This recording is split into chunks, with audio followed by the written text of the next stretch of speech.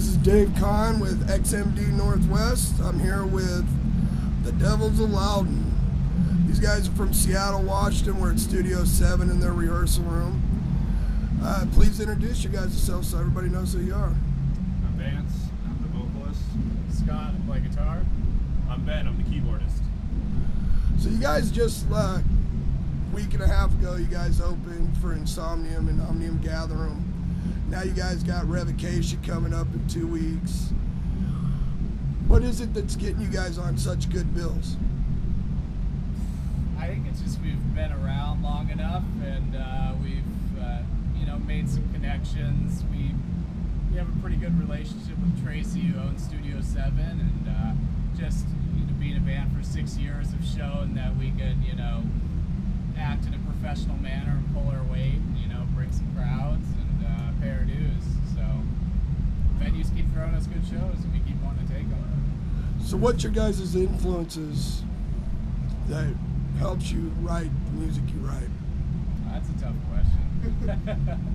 Scott, sorry, go for it, Scott. It's tough. I mean, right now, it's hard to say what is a huge influence on us. When we started, it was super easy because we started the band. It was like bands like Children Bodom, definitely. Black Dahlia Murder, and it's like we wanted to be like those kind of bands. But after writing so much music and 5 years on, those bands don't directly influence us as much as they used to. So I'd like to say we influence ourselves, but I don't know.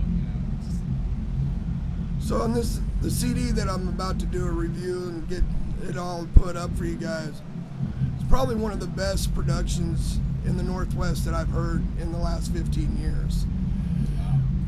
Where did you guys get that kind of real solidness for what you recorded? The Ukraine. It's true. We got help from all over. I mean, we recorded everything ourselves, the instruments, the vocals, but then we had it mixed and mastered by a guy who was in the Ukraine, and we found him through a recording website. And it was just a long process. It took us forever to get the gear together to record everything, but I guess we're just happy with the result. So what is your guys' what are you going to do to finish out 2015, and what are you guys' goals for 2016 as a band? Well, we're actually trying to drop another CD, to tell you the truth. The first one's almost gone. We're almost out of copies, so we figured we might as well make another one.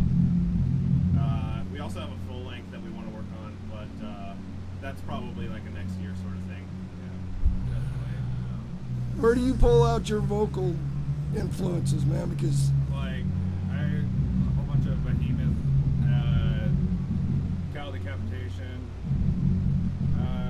What else do I get from it? Back in the day, it used to be a bunch of deathcore vocalists that inspired me, but I lost that touch of the gentiness, and it's all lame now.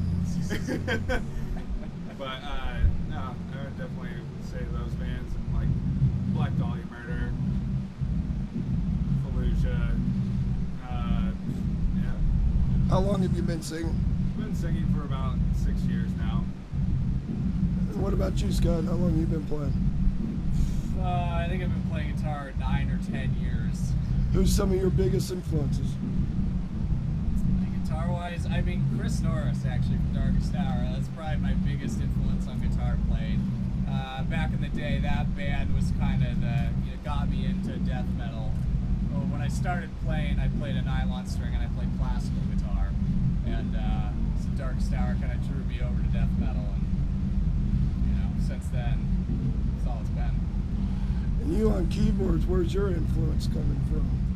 Well, when I was 13, I really got into Children of Bodom, and so Janne Warman is an obvious one, but also his guy Jens Johansson is really, I think he's really awesome. I mean, he played with Yngwie Malmsteen, which was a pretty good highlight of his career, but he's got a lot more than that. Nowadays, I say I probably like bands like Flesh God Apocalypse, and probably some of the older stuff done by Dimmu Borgir with Moostis on the record. But I'm just constantly evolving, honestly. I switch daily. ADHD about my influences.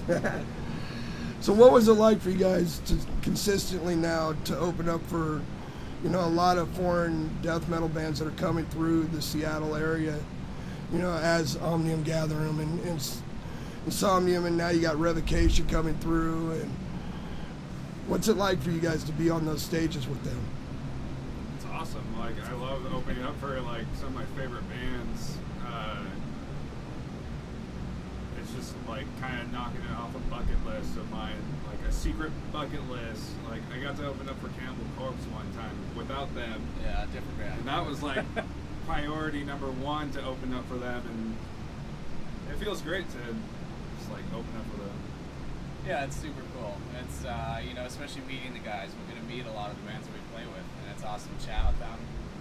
And it's, you know, sometimes it's difficult too, because opening up for these bands, we get exposed to a crowd that we normally wouldn't see at like a bar show with other local bands. So there's fans of, you know, Insomnium that are only gonna come out when Insomnium's around. So when we play for them, you know, sometimes they can be a little bit tougher of a crowd to, you know, win over. So it's fun.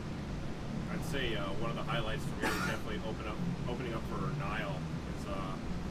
Is Mr. Sanders himself came up after we were done, and that was just a huge honor, honestly. I mean, anytime someone we look up to gets to see us playing, I feel like that's like kind of a bucket list thing, like Vance was saying. It's really awesome for me.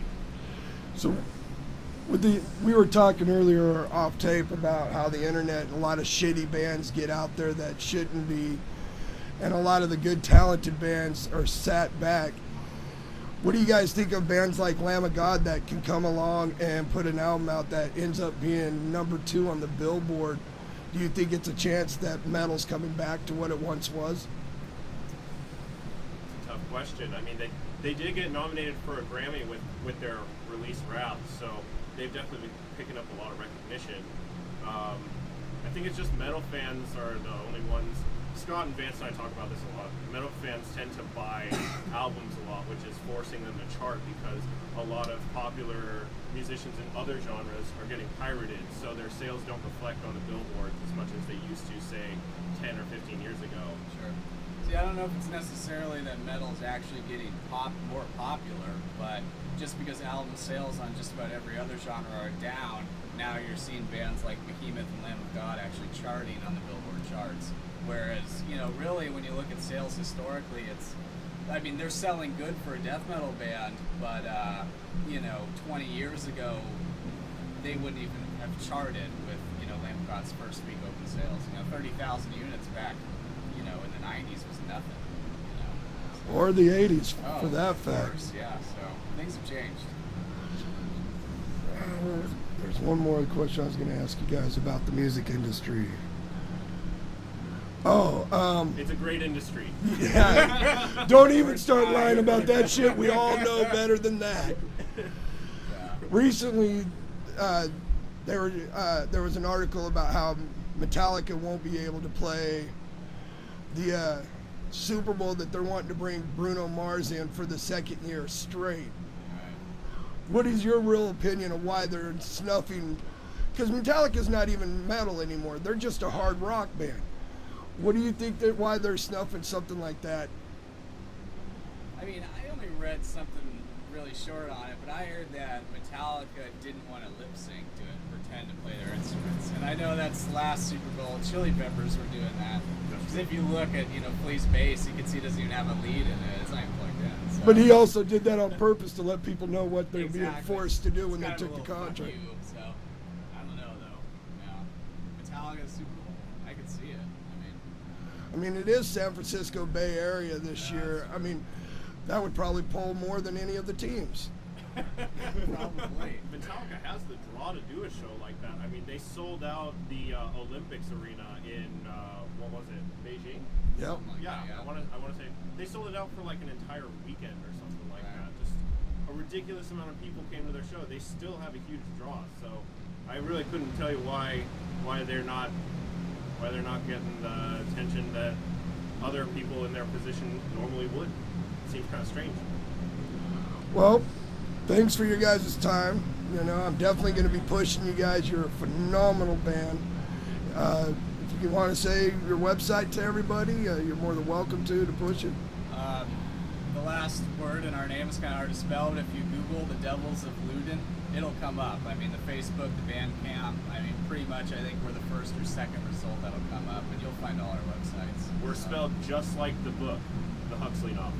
That's true. Thank you, guys. Thank Yeah, you. thank you.